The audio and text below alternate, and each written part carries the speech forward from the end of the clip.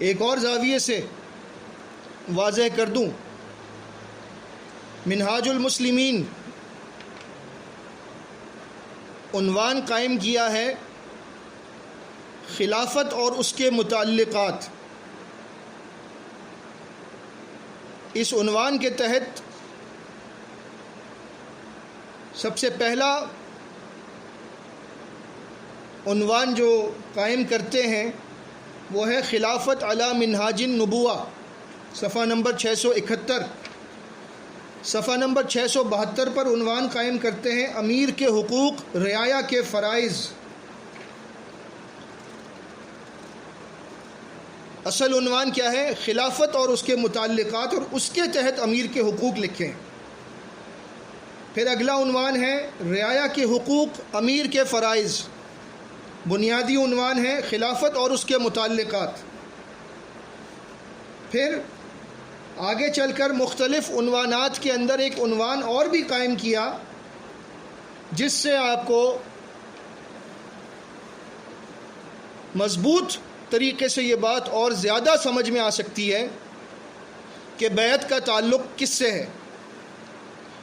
چنانچہ خلافت اور اس کے متعلقات کے تحت عنوان قائم کیا صفحہ نمبر 680 سے لے کر 682 تک، اور وہ عنوان ہے بیعت۔ اور اس بیعت کے عنوان کے تحت وہ تمام احادیث لے کر آئے جو بیعت کے سلسلے میں صحیح سند سے ملتی ہیں، لیکن خلافت اور اس کے متعلقات کے عنوان کے تحت بیعت کو لائے۔ الیس منکم رجل الرشید، سمجھدار لوگوں کے لیے یہ بہت کافی ہے بات کہ خلافت اور اس کے متعلقات کے عنوان کے تحت بیعت کا مسئلہ لانا یہ بتا رہا ہے کہ مصنف رحمۃ اللہ علیہ خود بھی اس بات کے قائل تھے کہ بیعت خلافت کے ساتھ مشروط ہے۔ لیکن یہاں پر ایک بات اور سمجھ لیجئے، جیسا کہ میں نے آپ کے سامنے ڈاکٹر نعیم الدین صاحب کے خطوط میں سے کچھ اقتباسات پیش کیے تھے، جہاں آپ کو بتایا تھا کہ ڈاکٹر صاحب کا یہ کہنا تھا کہ جماعت بغیر بیعت کے ایک عرصہ چلتی رہی، لوگ زور لگاتے رہے کہ جی بیعت کا سلسلہ شروع کیا جائے۔ پہلے مسعود احمد صاحب رحمۃ اللہ علیہ جب غربا اہل حدیث میں تھے تو وہاں عبدالستار صاحب بیعت لیا کرتے تھے اور وہ دعوت دیا کرتے تھے لوگوں کو کہ بیعت کر لو ورنہ جاہلیت کی موت مرو گے۔ تو مسعود احمد صاحب رحمۃ اللہ علیہ ان سے یہ کہا کرتے تھے کہ تم کاغذی امیر ہو، تم کس بات کے امیر ہو، تم کوئی حکم نافذ نہیں کر سکتے، لہٰذا یہ بیعت خلافت کے ساتھ مشروط ہے، اس سے مراد تمہاری بیعت نہیں ہے۔ پھر ایک عرصے کے بعد جماعت المسلمین میں لوگوں نے بیعت کے سلسلے کو شروع کروانے کے لیے جب بہت زور دیا، اور یہ بھی کب ہوا یہ میں آپ کو بتا سکتا ہوں۔ بہت سارے لوگوں کی طرف سے مجھے پیغامات ملے کہ جی ہم 40 سال سے جماعت میں ہیں، جب سے جماعت بنی ہے بیعت کا سلسلہ جاری و ساری ہے۔ میں اپنے ان تمام بزرگوں سے یہ کہنا چاہتا ہوں، میں آپ کا احترام کرتا ہوں، لیکن آپ کی یادداشت غالباً دھوکہ دے رہی ہے، کیونکہ جو لکھا ہوا ہوتا ہے وہ کہے ہوئے کے مقابلے میں زیادہ قابل اعتبار ہوتا ہے۔ منہاج المسلمین کی سب سے پہلی اشاعت جب ہوئی ہے 1983 میں، تو منہاج المسلمین کی اس پہلی اشاعت میں بیعت کے متعلق جو مسائل ہیں جن کا میں نے ابھی ذکر کیا، خلافت اور اس کے متعلقات کے تحت تو اس پہلی اشاعت میں جس میں صفحہ نمبر 492 اور 93 تھا، وہاں پر مصنف رحمۃ اللہ علیہ نے لکھا، بیعت لیتے وقت خلیفہ یہ کہے کہ جہاں تک تم سے ہو سکے سننا اور اطاعت کرنا، اور بیعت کرنے والا بھی یہ کہے کہ جہاں تک مجھ سے ہو سکے گا میں حکم سنوں گا اور اطاعت کروں گا۔ ایک اور مسئلہ لکھا ہے، حاکم وقت کی بیعت بہت ضروری ہے، جو شخص بیعت نہ کرے وہ جاہلیت کی موت مرے گا۔ آپ اندازہ لگا سکتے ہیں کہ سید مسعود احمد صاحب رحمۃ اللہ علیہ منہاج المسلمین 1983 میں جب پہلی مرتبہ شائع ہوئی تو انہوں نے خلافت اور اس کے متعلقات کے عنوان کے تحت بیعت کا باب قائم کیا، اور وہاں پر کیٹیگوریکلی الفاظ میں لکھا ہے کہ بیعت لیتے وقت خلیفہ یہ کہے، اور پھر یہ لکھا ہے کہ حاکم وقت کی بیعت بہت ضروری ہے، جو شخص بیعت نہ کرے وہ جاہلیت کی موت مرے گا۔ جو مصنف خود یہ لکھ رہا ہو کہ بیعت خلافت کے ساتھ ہے، کیا آپ یہ کہہ سکتے ہیں کہ وہ اپنے ہی لکھے کے خلاف عمل کر رہا ہوگا؟ کیا آپ ان پر قول اور فعل کے تضاد کا گھناؤنا الزام لگانا چاہتے ہیں؟ آپ تمام بزرگوں سے میری درخواست ہے کہ اپنی اس بھول کو ان پر مسلط نہ کیجیے، اور اس معاملے میں اپنی بھول کو دلیل بنا کر لوگوں کے سامنے ایسی باتیں پیش نہ کیجیے جو حقیقت سے دور ہیں۔ اور اگر آپ یہ کہتے ہیں کہ جی یہ پہلی اشاعت میں تھا، بعد میں اس کو تبدیل کیا گیا، تو میں بھی تو یہی کہہ رہا ہوں کہ پہلی اشاعت 1983 میں شائع ہوئی ہے۔ جب آئی ہے تو اس وقت بیعت کو خلافت کے ساتھ اور حاکم وقت کے ساتھ لکھا گیا، بعد میں لوگوں کے کہنے سے اس کو تبدیل کیا گیا، اور اب جو منہاج المسلمین ہمارے ہاتھوں میں ہے اس میں یہ معاملات جہاں پر لکھے ہیں، تو وہاں پر جو میں نے عبارت پڑھی، حاکم وقت کی بیعت بہت ضروری ہے، صفحہ نمبر 493 پہلی اشاعت، اب موجودہ اشاعت میں صفحہ نمبر 682 پر یہ مسئلہ اس طرح سے لکھا ہے، امیر کی بیعت بہت ضروری ہے۔ پہلی اشاعت میں تھا حاکم وقت کی بیعت بہت ضروری ہے، اور موجودہ اشاعت میں لکھا ہے امیر کی بیعت بہت ضروری ہے، جو شخص بیعت نہ کرے وہ جاہلیت کی موت مرے گا۔ کیا نیچے لکھی ہوئی حدیث تبدیل ہو گئی، یا حدیث کے الفاظ تبدیل ہو گئے، یا کوئی ایسی روایت مل گئی کہ جس میں یہ صراحت موجود تھی کہ بے حکومت بھی بیعت لے سکتا ہے؟ اس کا جواب ہے کہ نہیں، حدیث تو وہی لکھی ہے جو 1983 میں لکھی گئی تھی، آج بھی وہی لکھی ہے، اور حدیث ہے، قال رسول اللہ صلی اللہ علیہ وسلم من خلع یدا من طاعہ لقی اللہ یوم القیامہ لا حجت لہ ومن مات ولیس فی عنقہ بیعہ مات میتۃ جاہلیہ۔ جس نے اطاعت سے ہاتھ کھینچا وہ اللہ سے ملے گا قیامت کے دن، اس کے پاس کوئی حجت نہ ہوگی، اور جو اس حال میں مرا کہ اس کی گردن میں بیعت نہیں تو وہ جاہلیت کی موت مرے گا۔ یہ وہی روایت ہے جو 1983 کے ایڈیشن میں لکھی ہوئی تھی، یہ وہی روایت ہے جو آج کے موجودہ ایڈیشن میں لکھی ہوئی ہے، یہ وہی روایت ہے جو تاریخ الاسلام والمسلمین سے میں نے آپ کو پڑھ کر سنائی تھی، اور وہاں بھی خلافت کے باب میں لکھی گئی، یہاں بھی خلافت اور اس کے متعلقات میں بدستور آج تک موجود ہے۔ اور ایک مسئلہ آج بھی یہ ثابت کرتا ہے کہ بیعت کو اب تک منہاج المسلمین میں خلافت کے ساتھ ہی لکھا گیا ہے۔ وہ مسئلہ کیا ہے؟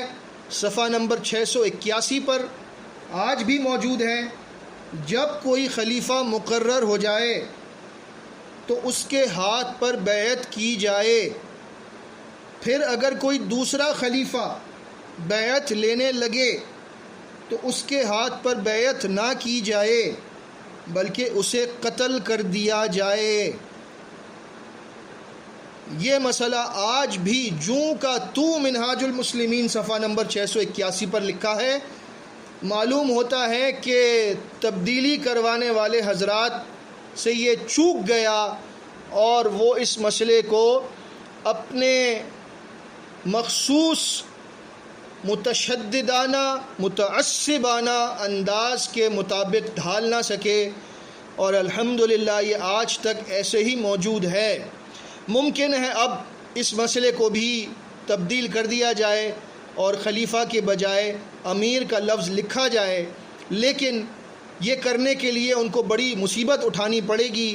کیونکہ حدیث خود واضح ہے کہ یہ خلیفہ کے ساتھ مخصوص ہے، کہ آگے الفاظ یہی بتا رہے ہیں اذا بویع لخلیفتین فاقتلوا الآخر منہما، جب دو خلیفوں کے ہاتھ پر بیعت ہو جائے تو بعد والے کو قتل کر دو۔ یہ خود بتا رہی ہے حدیث کہ یہ طاقت کے ساتھ مشروط ہے۔ پہلی بات، بیعت کے ساتھ خلیفہ کا ذکر واضح طور پر موجود ہے۔ دوسری بات، بعد والے کو قتل کرنے سے مراد واضح طور پر یہ بتا رہی ہے کہ پہلا خلیفہ طاقت والا ہوگا تو بعد والے کو قتل کر سکے گا۔ آج جب جماعت المسلمین سے لوگ نکل جاتے ہیں اور مختلف قسم کے گروپس بن چکے ہیں، جن کو سپلنٹر گروپس بھی کہا جا سکتا ہے، ہر آدمی اپنے آپ کو اپنے مخصوص ٹولے کو جماعت المسلمین کہتا ہے، ایسے وقت میں موجودہ جماعت المسلمین کیا کرتی ہے سوائے اس کے کہ ہم اعلان خروج لگا دیتے ہیں، لوگوں کو سمجھا دیتے ہیں، جو مسئلہ بتایا گیا اس پر تو عمل نہیں کر رہے کہ اگر دوسرا بیعت لے تو اس کو قتل کرو۔ یہ کیسے ہوگا؟ اسی لیے ہوا فما رعوها حق رعایتها، جو سورہ حدید میں ہے کہ جب کوئی شخص کسی ایسے کام کی بنیاد رکھتا ہے جو شریعت میں نہ ہو، فما رعوها حق رعایتها، تو وہ خود اس کو بجا نہیں لا سکتا، کیونکہ جتنا مکلف اللہ نے انسان کو بنایا اتنا تو انسان کر سکتا ہے، لیکن جب انسان خود اپنے آپ پر بوجھ ڈالتا ہے تو وہ اس کو نبھا نہیں سکتا۔ اور اسی وجہ سے جماعت المسلمین سے نکلنے والے نکلتے رہتے ہیں اور جماعت المسلمین کے امراء کچھ بھی نہیں کر سکتے، اسی لیے کہ جب بیعت کا اصول خود ہی مسئلے کو تبدیل کر کے آپ نے گھڑ لیا، اب آپ اس مسئلے پر خود بھی پورا نہیں اتر سکتے۔ اگر اتر سکتے تو یہ مسئلہ پیش ہی نہ آتا، خلافت ہوتی اور بیعت ہوتی تو جماعت چھوڑنے کا سوال ہی پیدا نہ ہوتا، کیونکہ پھر لوگ قتل ہو جاتے اور پھر لوگ دوسرا خلیفہ بنانے کی وجہ سے واجب القتل ہو جاتے۔ لیکن جب آپ لوگوں نے اس مسئلے میں تبدیلی کر دی، ترمیم کر دی، آج ایک جماعت کے کتنے دھڑے بن چکے ہیں، اور ہم صرف رجسٹریشن کو لے کر اپنے سینے سے لگائے بیٹھے ہیں کہ جناب ہمارے پاس رجسٹریشن ہے۔ مجھے بتائیے، اللہ اکبر کبیرہ، کیا قیامت کے دن رجسٹریشن کے بلبوتے پر ہمیں جنت ملنے والی ہے؟ کیا قیامت کے دن ہمیں اس بات پر جنت ملنے والی ہے کہ ہم نے سب سے پہلے رجسٹر کروا لی تھی؟ کیا یہ اصل مقصد تھا جماعت المسلمین کا؟ آج ہمارے پاس وہ تعلیمات جو احادیث میں ہیں، جو ہماری کتابوں میں موجود تھیں، ان کو تبدیل کرتے کرتے ہم یہاں تک پہنچ چکے ہیں کہ وہی حدیث ہے لیکن مسئلہ تبدیل کر دیا گیا۔ اسے کیا کہا جائے؟ افسوس کے علاوہ اور کوئی چارہ نہیں ہے۔ بہرحال یہی وہ بات ہے جس کے لیے میں نے آپ کا اتنا وقت لیا کہ آپ کو جماعت کی کتابوں سے یہ ثابت کر دیا کہ جماعت المسلمین کے نزدیک بھی بیعت خلافت کے ساتھ مشروط تھی،